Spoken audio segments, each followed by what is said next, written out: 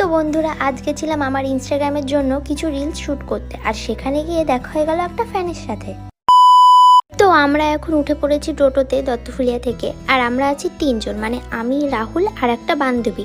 আর টোটো করে আমরা এখন যাচ্ছি কুলগাছিতে। তো কুলগাছিতে যাওয়ার পথেই পড়ে এই মন্দিরটা, আর এখন দেখতেই পারছো আমরা তিনজনা মিলে যাচ্ছি কুলগাছির উদ্দেশ্যে।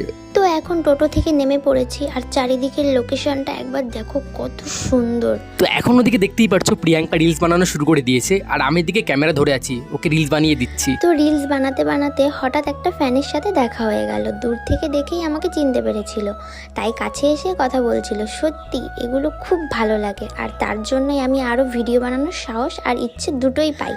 তো তারপর আবার আমি রিলস বানানো শুরু করি। তো এখন সন্ধ্যা সন্ধ্যা হয়ে গেছে, আর ওদিকে সূর্যতে ডুবছে। তো ওখান থেকে চলে এসেছিলাম মেলাতে, আর মেলায় একটু কেনাকাটা করেই চলে এসেছিলাম বাড়ির দিকে। তো দেখা হচ্ছে নেক্সট ভিডিওতে। টাটা।